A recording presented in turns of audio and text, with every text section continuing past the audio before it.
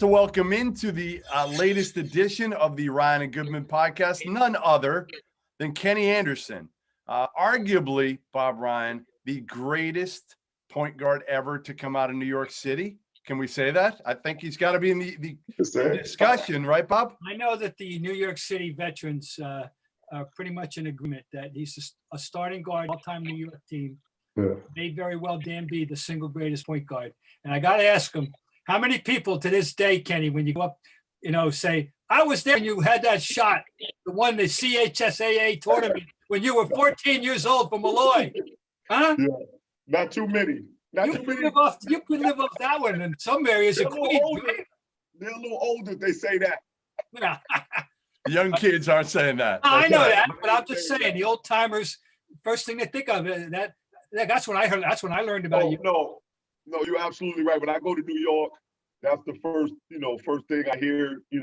Hey, when you played in the city championship against Talentine High School as a freshman, that's where it all started for me. That's where it all started. Lee Frack, right? Left Rack City. And see, I'm doing my homework on you, but I'm a Jersey guy though, so I consider New York to be a big suburb of Trenton.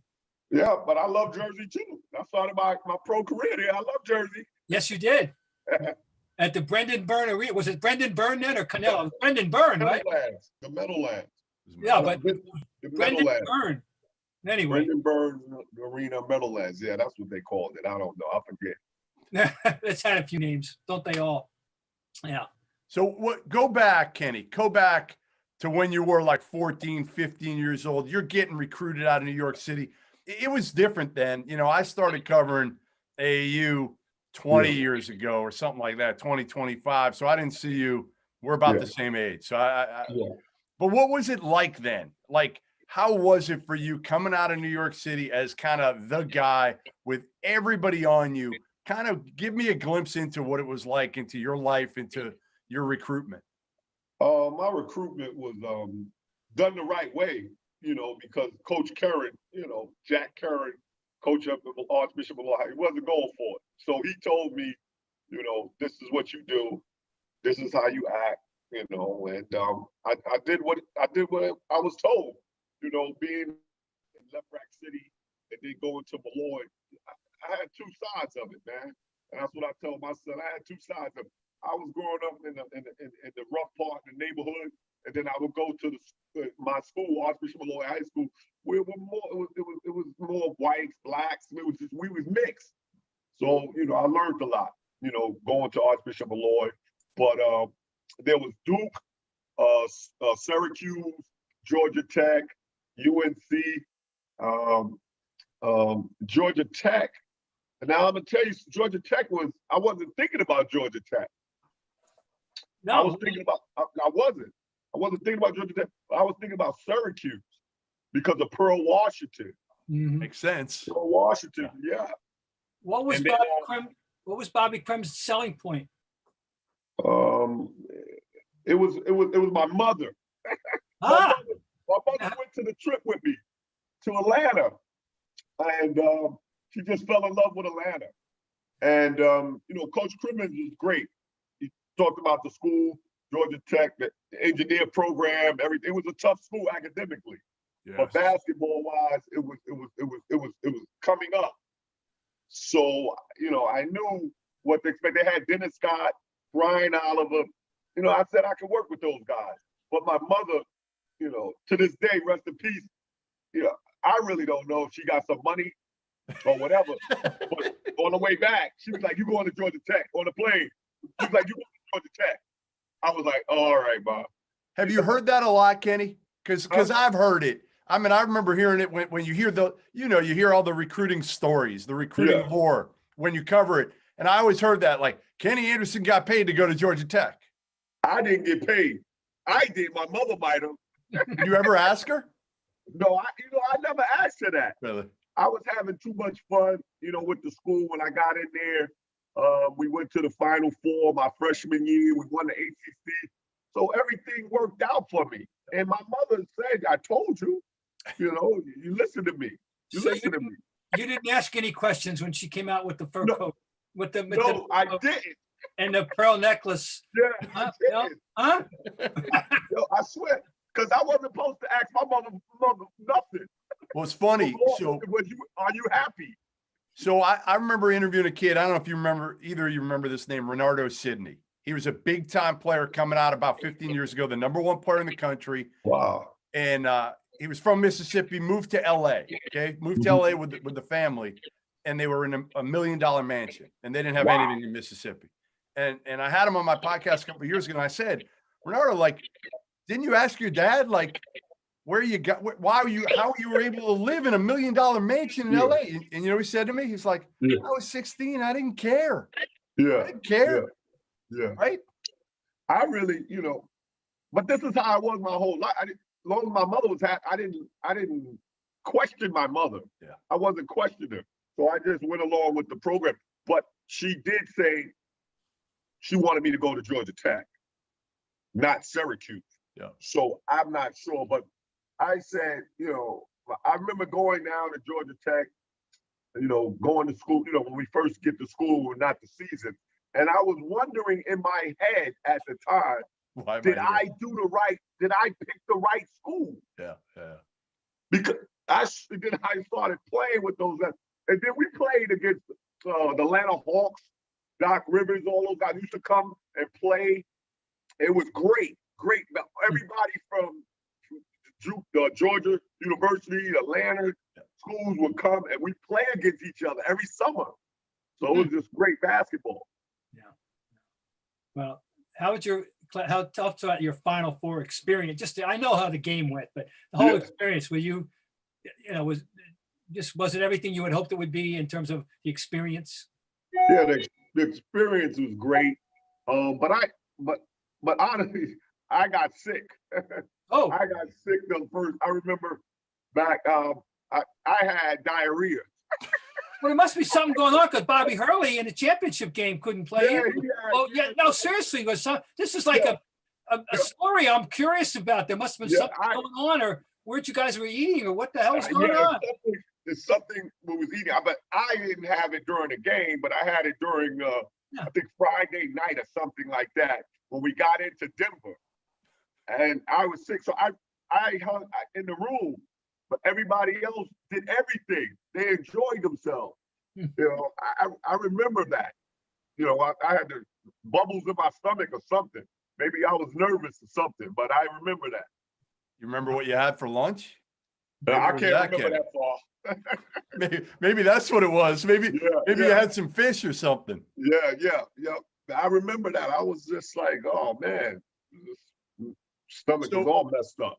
So before we go back, I want to go to what you're doing now and kind of let people know, and then we'll flip it back a little bit. But you're coaching an NAIA team down in Nashville called Fisk University. Yeah, been there for a couple of years. Yeah. Why? What was the reason for you getting in? I mean, that's no disrespect, but that's lower level, right? Yeah, definitely. I thought about my high school coach, Jack Curry. Coaching. I wanted to coach, and I was living in Florida, coaching the AAU teams. My son's team and everything. And I just thought back. I said, I can just help these young men in life, not so much basketball. So when I got the call, for Fisk University, I knew, NAIA school, small school, but I wanted to help. So I said, I'll coach it. I'll try to call it. I came down and I saw, all the academics. The academics was great at Fisk University. It's awesome. But the basketball program needs a lot of work. And I was like, man, I'm the guy for it. Maybe I can do something. And I just thought about my high school coach, and that's what made me really, this is my job to give back and to help these young men survive. And not only basketball, just in life in general, get a good job, graduate from school, and I'll be happy, that I did my job the correct way. But I definitely want to win because I'm a winner, I'm a competitor, but in time, when I can straighten out everything here, the academics, not so much the academics, but there's no scholarship. You know, it's a private school. So, you know, that's one. That's a real headache. And then the basketball facilities is not the greatest, but I'm working on, you know, getting some things straightened out here. And it's a great school. I feel I can turn it around, and that's what I want to do. Just so people know about this university. Yes. This coaching. Here's 3 of their more prominent alumni historically. W.E. Du Bois. Yep. I'm in the building now. Nicky Giovanni, one of the great poets we've ever developed and to produce in America. Oh yeah, John Lewis. Yes. Wow. He just How about passed that, away. ladies and gentlemen? Yes. Wow. All alumni of Fisk University. You got some good historical company there, Kenny. Yeah, definitely.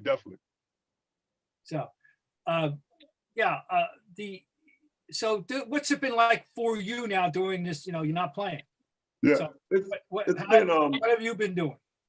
You know, I've been watching the game, you know, getting tips and things of that nature. But the college game I really watch. The pro game I watch for excitement, for enjoyment. Mm-hmm. But the college game I watch on picking up stuff and things of that nature. Yep. You know, so I'm still a huge Boston Celtic fan. I'm a huge Celtic fan. I'm a huge Brooklyn Nets fan. And I'm a Portland Trailblazers fan. Those are the 3 teams I really cheer for, and I wish them the best. All right, so then we got to hit you with the Nets. The Nets is like the big thing right now, right? They've been mediocre. They can't guard anybody so far. No. Can they get it together, or do you think this is just not the right match, not the right fit for these 3 together? They can get it together, but I'm not sure about this year. Okay. Maybe next year or so on, you know, because the league, they got a great coach, Steve Nash. Yeah. But in the league, he was in Phoenix for so many years. He wasn't inclined and playing defense. So, Good point. You're right. Yeah. Wasn't a priority of Coach D'Antoni. Yeah, it wasn't. It was a coach. And then D'Antoni is with him now. So they trying to speed up the offense. They got offensive juggernauts. They got 3 of the best in the history of the NBA. You have to play defense to win championships. You have to. And I don't know if they can get it right away this year, you know, with everything that's going on. What's your take on Kyrie? What's your take on Kyrie, Kenny? I don't know him personally, but he's a great individual basketball player. Awesome. But it seems to me wherever he goes, there's always some problem. And I don't get it. I don't know. I'm like, wow, you know. I also think, you know, he's gotten, you know, with all the touchy situations that we've been through as human beings, he's let it get to him a lot stronger than most people would. Now, I say you're an athlete, you're a basketball player. You have to play basketball. Period. Deal with that in the off season. Right. That's what I would like for him to do. But who am I? It's hard to know with Kyrie. Kyrie's a tough one to figure out. You know, I've known him since, not well, but I've known him since he was about 14 years old. And like you said, hey, the talent, the part of all of our issue with Kyrie is he's so talented. Yeah. You expect so much out of him. And trust me, I've never heard Bob Ryan is always positive about everybody. And Kyrie's the one guy that you can sense the frustration from Bob. And again, it's because he's so special and the talents that he brings to the floor. Yeah, he's very special. He's a very special. He's clearly intelligent. No one will not. Oh, no. He's clearly intelligent, but almost like I don't know what. But he's not focused. It's hard to explain. I always kiddingly say, Kenny, that this won't be his last stop. And everywhere he goes. You think so? You think it won't be his last stop? No, he'll mess it up, I think. Wow. He'll prove it otherwise. And people say, I couldn't figure that guy out. Yeah. And I think he's searching for something in life and he's not sure what it is. That's my armchair psychology. Yeah. Maybe. But you know, it has nothing to do with sheer IQ. My God, he's a smart guy. No doubt about it. He's aware, and he wants to be a good citizen. He wants to be a good person. Yeah. He wants to help society. I think he really believes that. I think it's really sincere. But he's maybe not capable of doing what he thinks he's. Is anybody capable? He's trying to save the world, maybe. Maybe, yeah. You know what I'm saying? Can't save the world. You can't save it. And you see it. Concentrate on basketball, and that's what people are trying to get him to do. And what I don't now. Y'all two probably can answer this. Can a point guard take and win a championship? A point guard or one? I don't think we can nowadays. It's crazy. So he needs that. See, can a point guard win a championship? No, I don't think as the top guy. I mean, probably, Steph kind of did it a few years ago before KD got there. I don't consider him a point guy. He's a 1.5. He's a unusual. He's the greatest shooter who's ever lived. Who can pass? I don't think. I get you. And let me throw this one at you, Kenny. And you played against him. One guy that all of a sudden, and he's another complicated human being, but Isaiah Thomas. They went he was the best player. Yeah, he was the best player. I mean, no one would argue that. Is he the exception to the rule? I don't know. Yeah, I don't know. As far as playing, I don't know if you could do it nowadays. I don't think. What would be the difference if he's? Let's say, for the sake of this argument, that they did it with him as the best player, but not. You don't think it could happen again? Why not? I think the other positions are too strong. Okay. Nowadays. Yeah. The 2, the 3, the 4 guy. I think the 1 we have to do so much. He's 6'2", 6'3". He got Kevin Durant. He wasn't even. Yeah. Kevin Durant. Even Steph Curry had some help with him. He did. He could shoot the ball. He had one of the great. He had all those guys shooting the ball. They got a great system for him for that. Totally. No, agreed. Hey, you said the Celtics too are a team that you follow closely. Yeah. Obviously, I love the Celtics. I know you do. We'll get to that in a minute. We'll get to why you love the Celtics in a minute, because it's interesting. You spent about 4 or 5 years in Boston. When you watch this team now, Kenny, and you see Tatum and you see Jaylen Brown, and Kemba's really been struggling lately. The New York City kid who everybody loves Kemba, but Kemba doesn't look like Kemba right now. No, I know. What do you think of the Celtics team and their chances? That's Kemba. Kemba. He's not the same. Something is going on after the injury. He's not the same. And the bigs, Jason Tatum and the two, those guys are awesome. Those guys are awesome. But I think we need a big. Yeah. And Kemba, something got to give.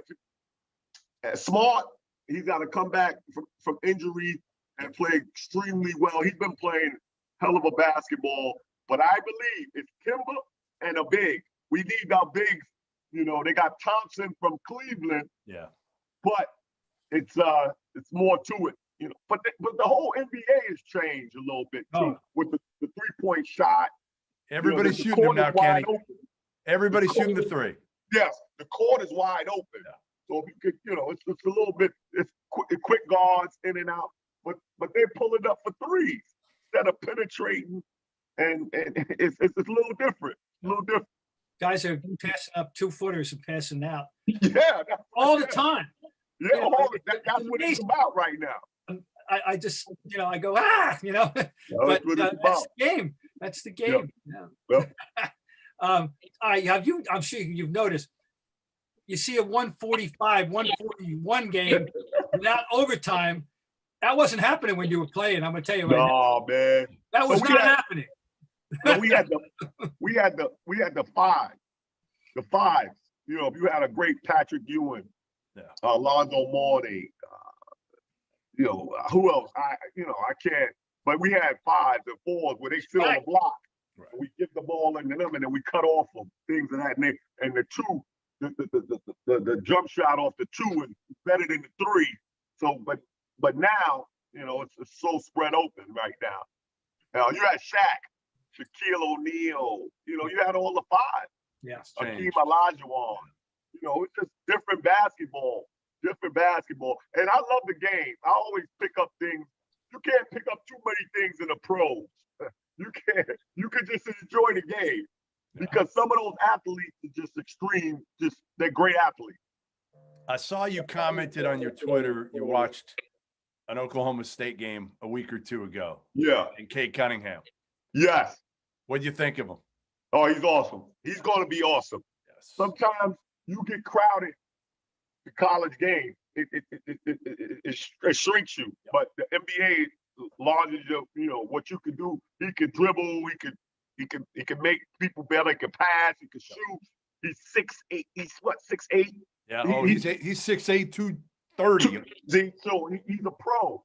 He's a pro body, pro mental, and I love the way he, you know, the way he acts on the floor. Yeah. He can really be a leader. He's a leader for Oklahoma State. He's a great kid, seems to me. He is a great kid. I've met him several times, man. Yeah. He's got every intangible you want, Kenny. And I was watching the game last night. They said, well, you got to wait. He might not be number one, but that guy's one to me. He's going to be one. He's going to be one. I talked to a bunch. Early on in the season, I don't know if you saw the kid from Gonzaga, Jalen Suggs. I love Suggs too. I love him too. So he came out of nowhere. So I think for a minute there, you had a bunch of NBA guys. You know how it is, novelty, right? They hadn't seen Suggs as much. All of a sudden, he comes out and he's got this extra gear, and he's quick, and his defense is terrific. And Gonzaga's winning. That helps too. Gonzaga's so good. Yeah, when I watch a lot of these young men play, I'll be like wondering. I tell my wife, I don't think I could play with those guys at all. You could have played with them. You could have played with them. Trust me. Those guys look like they look good, man. No, I think I would give you a shot. I'd put you try out for the team. Don't worry. How do you?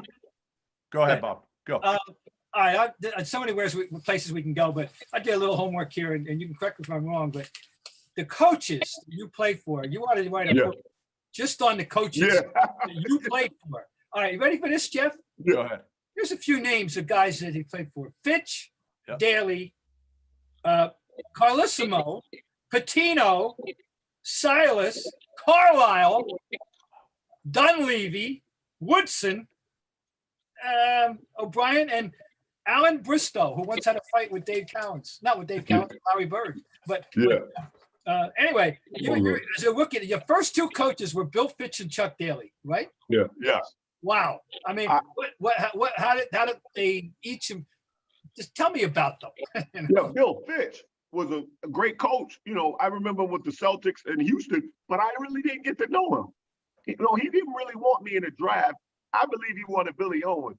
And then Willis Reed wanted me, and they chose me in the draft. So I didn't play much, and, you know, I didn't play much for him. I really didn't know him, you know. Were you just too wild for him, Kenny? Were you too wild and young? I wasn't wild at all. No. I wasn't wild. I believe, and that's true, he just didn't want me. He thought they were going to draft Billy Owens, and they drafted me. And Chuck Daly was my guy.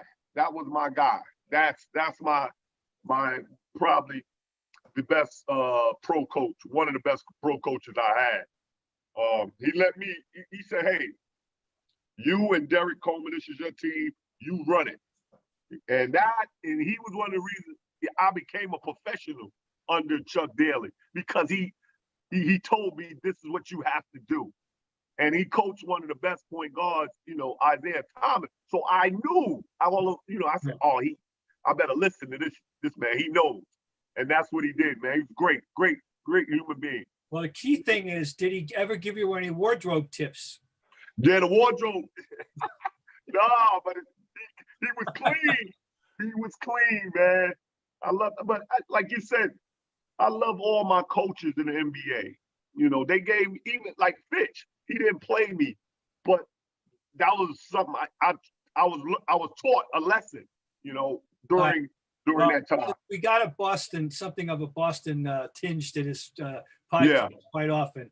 And you played for Rick. Rick, Yes. Rick traded for you. Rick Yeah. Rick traded Chauncey Billups. He wanted. He Yeah. said, I remember exactly what he said. I need a real point guard, Yep. and it was you. And so there's a guy you know. I mean, I'm sure he showed you the love, right? Tell us about Rick as a coach. Rick Pitino was awesome as a coach, but that might have changed Chauncey Billups in growing. Right. You know, when he left Boston, he went to Detroit and became a champion and coaching now in the NBA. So that's, you know, Rick was a very good coach, very good coach. He wore everything on his sleeve. He was hard nosed, you know, but that was him. You were there at the end of Antoine, right? With Antoine and Pierce. Yeah, we went to the Eastern Conference Final. Right. The year before you got traded for Vin Baker right? And Shimon Williams. Yeah, that was tough on me because I really wanted to end my career. I just wanted to play a year, two more years. Yeah. And they traded me. I was like, man, I was really hurt. I was really hurt by that. Yeah, well, you were due for a decent payday too, right? That was your final year contract. That's what I was playing.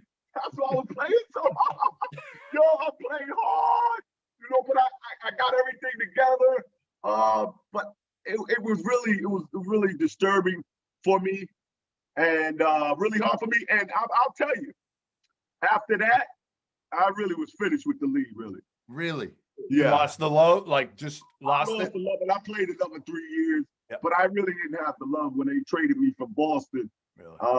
You know, after everything I did, I thought I was doing everything for the organization the right way. Yeah. And you know, they didn't feel I was or something. I don't know. Do you happen to remember a specific game you played one night in Utah and you went off? Yeah. You went off. I went off writing about it.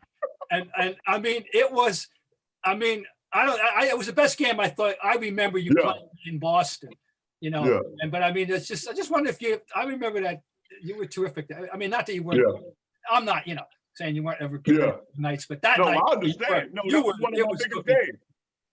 Yeah, the Utah. And Utah was before they were good. That was Stockton Malone. You beat their ass that night. Yep. Yeah, it was after the All-Star break, right? Yes. Yeah, I had a big time game. I guess everything with Boston was just my home. It made me feel at home. I worked extremely hard. I enjoyed the people there.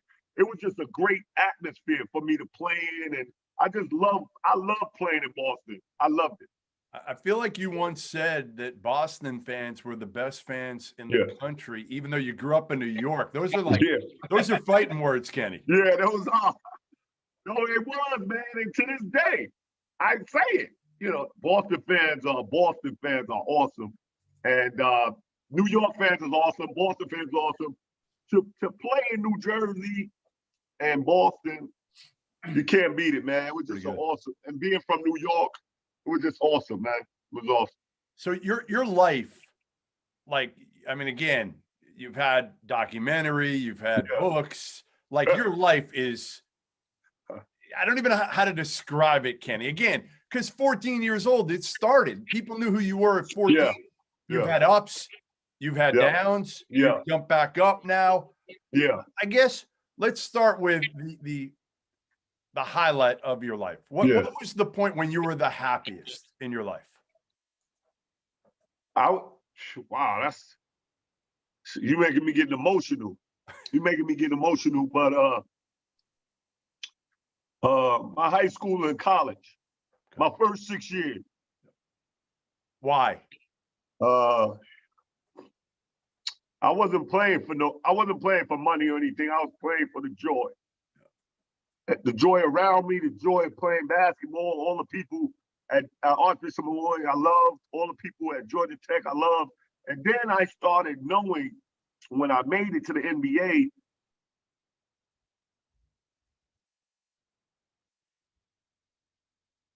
I didn't understand it early, but I got it. It was just a business. You know, in the NBA was a business. And you got to get it early to understand it. But, you know, Archbishop Malloy, Georgia Tech, those was fun times in my life. I had a really great just atmosphere, not only for the game, but after the game, and this the type of kid I was. You know, I just didn't. I wasn't into the business side of it early in my career. You predate. Did you play AAU or you predate AAU? Well, I played for Riverside Church, Gaucho, Church. New York. I don't know if it was AAU. It wasn't AAU. Not the It same. was AAU, but it was different. It was different back then. Well, that's what I'm going to get at. Is it's an AAU world now. Yeah. It's and high schools are incidental. Yeah. Kids are more interested in your AAU team, and by and large, certainly in the cities. Maybe maybe not in a rural area somewhere when but what I'm saying. And it's I call it the hijacking of adolescent basketball from high school. I mean, so kids are loyal to their AAU team more than they are to their high school now. But yeah, I can't get over that. You're absolutely correct. You could have what it's like to be loyal to the alma mater in high school. Yeah, CHSAA. Hey, that's what it is. That was a huge thing. Yeah, back then, when I went to school, I played for Jack Curran and Archbishop Malloy High School. I played high school basketball. That was it. And then in the summer, he told me, play for those teams in the summer just to get wrecked. And that's what I did. But I was coming back to play on my high school team, and that's what it was. That was all about. When I was in high school from '85 to '89, and that's what it was all about. My high school. That's why I love my high school so much. Archbishop Malloy High School. I just love it because it taught me basketball. I was already talented, but he taught me how to be a team player. Coach Jack Curran, and the school taught me how to grow as a human being, as a person. Let me ask Jeff. This is because Jeff is an expert on this that world of basketball. And the top 100 prospects in a given year now, in the 21st century, Jeff, how many are actually recruited, or the high school coach has any input as opposed to the AAU coach? Very, very few. It's not even all the they all have a guy now. They all have a guy. Yeah. And he knows this. I coach on the college level now, so I understand. Right. The guy called me up, and Exactly. They want money. I mean, seriously, do people, Kenny, at your level, has anybody ever asked you for money so far? Yeah. And so many words, but they don't come out with it. Right. You know what I'm saying? Right. I already know, what it's going to take for this young man to come and right. Okay. I need a flight. I need to be able to see my kid play. I need that. I need everything. It used to be a job. That was the big thing about 10 years ago. Parents all wanted jobs, Bob. Yeah. For a while. And that's not bad. Right. That's not bad. If you want to hook them up. Some guys, here's a story. Some guys would put they would have like a booster running a apartment complex. Yeah. They would have a job opening. They would put in the paper for that job opening to run the apartment complex as a manager. Then the parent of the kid would go in, they'd apply for it. And they get it. They get it, Bob. Right? They get it, Kenny. Hey. Yeah. Nationwide search, as we say around here. That's it's right. different. That's right. So all right, I asked you your high point of your life. Flip it for me. What was the point when you were? My lowest point was when I retired. My mother died 2005. She passed away, and I retired. I didn't know what I was going to do with myself. I really didn't. I was like, I could have went all the way down, and nobody would have cared about what I was doing, or they wouldn't have let me back in. Or whatever. I went all the way down when my mother died in 2005, and I had to raise. I was raising my son and my daughter. My wife was with me, and everything was fine. I lived in a Pembroke Pines, Florida, for 15 years, and I wasn't working. I just had my savings, and I was fine. Sure. But I was fine, but mentally I wasn't. I didn't know what I was doing. So I partied. Went out, drinking, all this, just craziness. I just did a lot of craziness. You're in your mid-30s, right? You're in your mid-30s and you didn't know what to do. I didn't know what to do. I didn't know what I was going to do. But I think, and this is true, I almost died. I had a stroke 2 years ago. Yeah. I almost died. And I woke up, I woke up out of it. And I said, thank God. And I changed my life. Really? I changed my life from there, man. That's great. I changed my life. I had to. How? What did you do to change your life? I started giving back, and the one point that I'm giving, I'm here at Fisk. Yep. My daughter's a sophomore here at Fisk. My wife worked at Vanderbilt Hospital. I wanted to help, so I helped these young men, regardless of where I was coaching at. I wanted to try to help coach this team and do better, not only for the school but for myself. Sure. So a lot of them didn't get it, but I got it. You know, it's a real. I changed my whole life, everything. What people I used to hang out with, and I just changed my whole life, man. It was a real changing a spot in my life. I had a stroke, and I could have just died, and said I didn't want to live like that no more. Whatever, I don't know, but I just said I have to cut it out.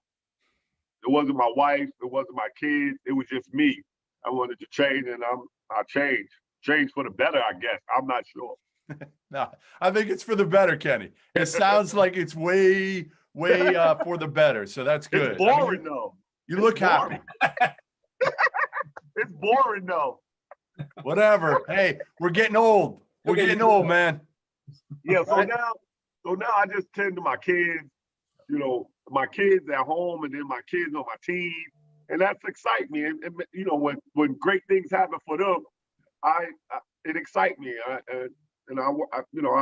I really enjoy doing that. Random question: who's the funniest teammate you ever had? Oh wow! I had a lot of teammates. I know. Yes, you did. You got a lot to pick from. you know, but you from Boston. I don't know, but I was really thrilled. I played with Robert Parrish for a year in Charlotte, and I was thrilled. That was like a high point of being with a teammate. Wow. You know, and I was with Robert Parrish, the chief. The chief. Never would say too much. No. But you do. That's funny. He's He was a great cool. man. He's a great man. But I don't. Derek Coleman was a good guy. Drazen Petrovic was good. Antoine Walker's a good guy. Paul P. All those guys are good. But I played with the Syracuse guy up in New Jersey. You gotta forgive me. I forget a little bit. You know, with the stroke. Yeah. But Not Sherman. we Sherman? still talk. Syracuse with Pearl Washington. He played with Pearl Washington. With who? With not with I'm trying to think who was the big guy. Was it a big? Oh no, he's a shooter. Raphael Addison. I'm sorry. Oh, Raphael Addison. Oh, Raphael Addison. Yeah. Raphael Addison. You know, he was great, man. He was a great guy, great teammate, and I really loved him. Raphael Addison with the New Jersey Nets. So, hey, what do you remember about your trip to North Korea? Oh yeah. I gotta hear about that. I gotta hear what really happened. Like that had to be off the rails crazy. Yeah, it was crazy. I really didn't know. So, excuse my, I really didn't know at the time where we was going. Dennis Rodman did a lot of stuff for the kids for me in Fort Lauderdale. Okay. So he said when Kenny, when it come around, I want you to go with me. I said, all right, no problem. So I was like, no problem. So this trip came, and I didn't know it was North Korea. I didn't know, this is my ignorance. I didn't know it was North Korea we was going to. Yep. I thought we were going to China. I knew it was China. But when we went over there, and my wife was calling, everybody was like, oh, you over there, it's crazy. You got it. So then it got kind of crazy. I went over there with Charles Smith, yep. Cliff Robinson, rest in peace. Vin Baker. Myself, Dennis Rodman. It was like 5 or 6 pros. Oh, it was like 5 or 6 pros, and then the rest were the N1 players. Okay. So it was very. It taught me a lot with North Korea on how they lived over there. It was really gray over there. Was it? Gray. It was crazy. I seen we were going to the hotel. They took our passports when we got on the bus. Everybody gave their passports up. Woo.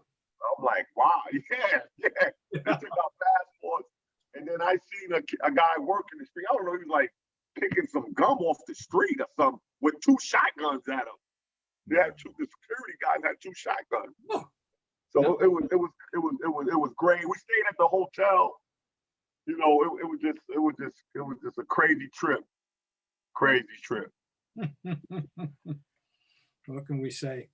So did you like shake hands with Kim Jong-un? Did you? Yeah, I got the picture, but my wife won't let me put the picture up in the house. So I keep it. I got it. Shaking hands with him.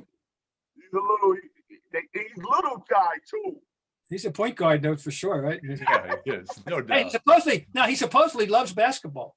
No, yeah, he loves basketball. Hey, Dennis Rodman is really great with him. Yeah. It was in the arena when we went to the arena. I remember the clapping. They all wore the same. Mm-hmm. The women right. in the men wore the gray suit. Yep. And the women wore the gray dresses. And it was packed, and they was clapping hard. They was clapping, and everybody clapped together. And they stopped. It's crazy. I've been saying for years that what the American State Department should do is invite him to the NBA Finals, all expenses paid, one year. Wine him and dine him. He does like his scotch, I think. He likes something. And wine him and dine him and take him to the NBA Finals, and it'll be the greatest diplomatic coup of all time. Yeah, it might. I'm not sure. What? I'm not kidding. They ought to run it by him. Yeah, that's good, but I don't know if I'm gonna be there. Kenny, what advice? I know you went through some, like you said, some hard times when you retired. Declared bankruptcy that year, I think, right? Yeah. What advice would you give to the young players now? And they're making more than you made. You made a lot, but they're making a lot more than you made even right now. What advice would you give, or have you given, to some of these young guys that are in the league? You know, I would just say, you don't need 5 or 6 cars, 3, 4 houses. You really don't need it. So really take care of your money, your assets, and you invest wisely, I would say. But it's taking care of so many people. You don't have to. Is that what you did? That's what I did. You don't have to. That's not your job to take care of, grown men. So you were too loyal in a way. I was too loyal in a way. Exactly. To the guys that you grew up with? Not so much. I grew up with people I knew, I took care of, but you really can't do that, and you shouldn't. But you live and learn. I'm 50 years old right now. Antoine was another one who you played with who did that. Kenny, I'm speaking here as the elderly white guy. Yeah. A serious question. So how is they play it on? Do they play you that play a guilt trip card on you? Like, remember where you came from line, that kind of stuff? Is that how they get people at times? No, but they use that. But not on me. They didn't use it on me. I just wanted to help. That's me. But there's certain ways you can help. But I think I helped the wrong way by just giving. And I really didn't know, how to help them. But and this is truth. I had, so much money that I was able to recover. Well, you thought the money to recover. Did you think the money was kind of endless at that point too? No, I didn't know it was endless, but I wanted to take care of my mother, and I did. So, she passed away in 2005, but it could, I thought, I didn't never think it was going to be endless, but I thought, things happen. not ready for it, boom, boom, boom, and just sneak up on you. And thank God that I'm doing the right things now, for my money and my assets and things of that nature. But before I wasn't doing it because I wanted to take care of so many people. And remember, I have 8 kids. That's part of it too. That no doubt. Hey, I only got one, Kenny, and she costs a lot of money. I have 8 kids, and I had this is my 3rd wife. So life could be hard, but now I'm done. No doubt. I'm done. So You're thank done? God. No more kids at 50? No, hell no. Yeah, right. I got one more basketball question for you. Yeah. Has there been anybody, and since you started playing, or since you retired, that a point guard come along and said, that reminds me of me? Does anybody ever remind you of you on the court? I think Kyrie a little bit. I like Kyrie. I couldn't shoot like him. But I could do everything else. And I would pass a lot, more. And he's a great scorer, and he can shoot the ball extremely well. So I like Kyrie Irving, but I'm a big Tiny Archibald guy. I know you love Tiny. Yeah, you New York guys. Yeah. Yeah. No, I love Tiny, man. I love Tiny Archibald. I lived through that year when he led the league in scoring and assists, 35 points a game, 15 assists some nights. Wow. 6'1", and Tiny was taller than people thought. Yeah. He was actually 6'1". They thought he was 5'11", but he projected a bit tall. I don't know what, his legs are long or something. So you think? So ask me. I know. I don't know. I don't think it'll happen. You think it'll happen again? No. And we would never do that. A point guard. No. It was. You need all the circumstances. There was a team that needed it. A coach will let you do it. You had Bob Cousy, who had traded for him and wanted him badly, and he drafted him. Excuse me. He traded for Norm Van Leer. He drafted Tiny. Anyway, I don't think so. That was a unique circumstance. But my God, I'll tell you a quick story. That year, the Celtics started off the season, they were 10-0, and the Royals came in, and Tommy Heinsohn, the practice the day before, the whole practice was good. We can't let this he's not going to beat us. He's not going to beat us. I'm sorry. So they doubled him and tripled him and everything else, got the ball out of his hands, and Matt Guokas beat him. Really? Matty Guokas was popping in jumpers from the corner, but I'm just remembering, Tommy was obsessed. He's not going to beat us. Well, he didn't, but they lost the game anyway. It was just, but Matty Guokas from the corner. Wow. My story. Kenny, before we let you go, we're gonna finish where we started. Give me the top point guard that ever came out of New York City. Who is it? I would say Tiny Archibald. Yeah. I would say Tiny. I never saw him. You never saw him. And we got some great point guards. Pearl Washington, Kenny Smith, Mark Jackson, Rod Strickland. Yep. Stephon Marbury. Marbury was pretty good. Marbury. Myself. It go off. I can go on and on for days. It's been quiet. Listen, all right. So here's my big question to you: why the hell aren't there any good ones lately? It's been like now I know why. Why? I think a lot of kids are doing other things. Number one, number two, they're going over. They play well. It's not a good environment to live in certain areas. So they go into prep school, things of that nature. It's just not good. New York before. In the 80s and the 90s, it was, we lived and we got to play basketball that we truly loved, and the housing was a little better by then. Do you have a great story of playing in the parks? Like one time, like somebody showing up or something that you will never forget of going to, whether it's Rucker Park or somewhere else? Left Rack City Park. I don't got stories, but I played in the Left Rack City Park. The LCTA, that's what they called it, and playing against big guys, and I just had a great performance out there. I don't have too many. I don't have the story. I can't put the stories together. Yeah. But I had my Kenny Anderson Classic for 10 years out in my neighborhood. I gave back because that's when on the court. That's where I became something. Out there. No, I couldn't put the stories together well. But my friend, he's out with me. He lives in New York. He'll tell you all the good stories. I'm not a good storyteller. Tell you about Tiny quickly. Yeah. Oh no, we've all seen countless guys who are fast up and down the court. Amazing. Big merchants. Allen Iverson, young Allen Iverson. Yeah. Fine, right? All right. Okay. We then got like Calvin Murphy up and down, who straight up.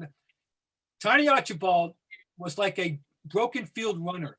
He didn't just go straight. I used to say he followed his blocking.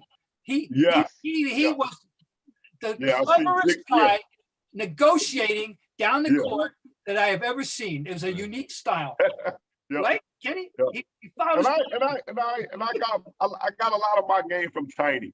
A lot of people say that, I reminded them of Tiny Archibald. I'm left-handed. I was going to say, that's another thing. Left-handed. You guys were both left-handed. Both left-handed, and I picked my game up. The godfather of all you guys out of New York, though, seriously, of the point guards of the last 70 years, Lenny Wilkins. Yeah, Lenny Wilkins. I heard he was great. He was, and where did Cousy come? Hey, where did Cousy play in New York? Andrew Jackson. And another great that I love is Lloyd Daniels. Lloyd Daniels. He had a rough life. He didn't make it, but he was awesome. Yep. 6'8", awesome.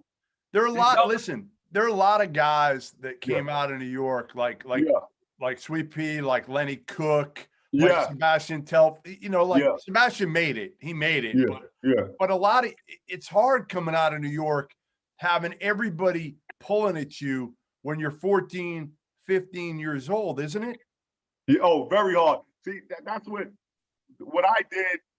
It was a blessing, and not too many kids of my age have it. I went to Archbishop Malloy High School. Right. And Jack Karen, Vincent Smith, them guys, Pierre Turner, they watched me like a hawk, man. They watched me like a hawk, and I couldn't do no wrong. I had to go to school. And, real quick, when athlete camp, the Nike camp, when we used to go, I only went 1 year because I was in summer school. Really? I failed every year Spanish. Spanish class 1. So if you fail one class, you kicked out of Malloy. So I would have, Spanish was a killer for me. I couldn't get it. Is Malloy? Where is Malloy? Is it in the Bronx or is it in Queens? Briarwood, Queens. It's in Queens. Okay. Briarwood. So it's still there now. Now they have girls and boys. When I went, it was all boys. Probably a good thing for you. It's a good learning school, man. I learned so much about going to Malloy. It was awesome. Are you done? Are you staying down in Nashville for forever? Staying in the warm weather? Or are you going to go back to New York eventually? I go back and visit, but just like I'm gonna come back and visit Boston. I always come back and visit Boston. I don't, live in New York. I just go back and visit, but I'm in Nashville now. So I'll go to Atlanta, Nashville, and I really want to come up to Boston and visit. And I thought the season I was going to go to a game, but now I got to wait till it opens up again. Yeah, we'll do it next year. You come in next year, we'll take you to a game, and hopefully I'll get down to Nashville at some point there. Vandy's got to start to do better. Bob, I would love Bob to come to one of my games in Nashville. Y'all come, we go hang out, go to dinner. Done. And that's it. Y'all come to a game. Next year. Gym number 202, Jeff. That would be gym number 202. 202. That's right. 201 venues for college basketball, Kenny. Yeah, we small school. We'll have a good time, man. I know. I'd love to. Done. I'll do it.